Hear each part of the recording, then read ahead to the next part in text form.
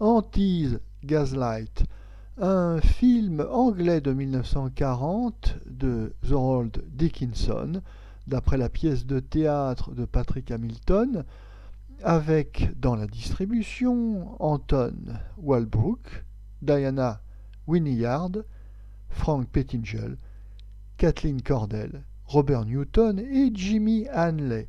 Le sujet. À Londres, au milieu du XIXe siècle, une vieille dame est assassinée pour ses précieux rubis, mais le voleur ne réussit pas à mettre la main dessus. 20 ans plus tard, Anton Walbrook et Diana Wynyard emménagent dans l'appartement même de la défunte, ce qui éveille la curiosité du policier à la retraite qui avait enquêté sur le meurtre de la vieille dame. Notre avis. Gaslight est tout d'abord une pièce de théâtre à succès anglaise de 1938 qui va être donc adaptée au cinéma anglais en 1940 et devant l'ampleur du succès, ce film sera de nouveau adapté, mais surtout on va voir apparaître un genre à part entière au cinéma, c'est le thriller, le film angoissant, le film psychologique, et il faut dire que ce premier film de référence, Hantise, Gaslight de 1940, est un petit chef-d'œuvre. Malgré quelques invraisemblances du scénario, la magie opère dans ce film psychologique où l'on est comme fasciné et hypnotisé par les manœuvres de ce mari machiavélique qui cherche à pousser sa femme dans la folie. Malgré des moyens limités, l'excellent réalisateur Thorold Dickinson arrive réellement à créer une atmosphère authentique de tension dramatique. Il y a dans tout ce film un climat de pessimisme, de manipulation désagréable, et puis les décors sont là pour nous enfermer dans une sorte de claustrophobie. On étouffe dans ce film, mais c'est voulu et ça marche. En effet, comme très souvent dans les films anglais, on prend grand soin des décors et des costumes, et le décor victorien de cet appartement, décor chargé, lourd, contribue au psychodrame qui se déroule à huis clos.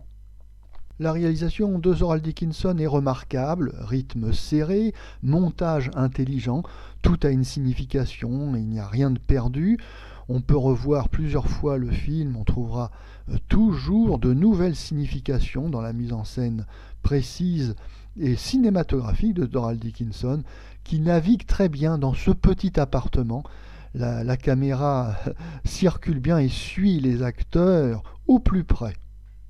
Tous les acteurs sont excellents, du plus petit rôle au couple vedette, Anton Walbrook, le machiavélique mari, avec une puissance malfaisante hypnotique, un jeu très puissant et sadique, disons-le, dans la torture qu'il inflige à son épouse, Diana Wynyard, tout en sidération de la victime qui tombe dans le piège qui lui est tendu.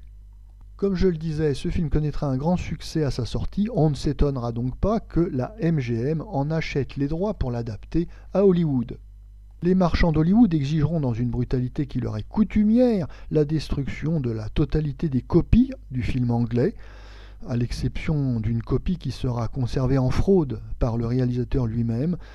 Alors cette violence est totalement scandaleuse, c'est une hérésie, c'est un acte de barbarie, mais rien ne doit compromettre le succès financier du remake qui sortira en 1944 et qui est nettement inférieur à l'œuvre originale. En effet, le Gaslight de 1944 de la MGM sera beaucoup plus lent, lourd et plus ennuyeux, plus superficiel que l'œuvre originale qui, rappelons-le, est un véritable petit diamant cinématographique.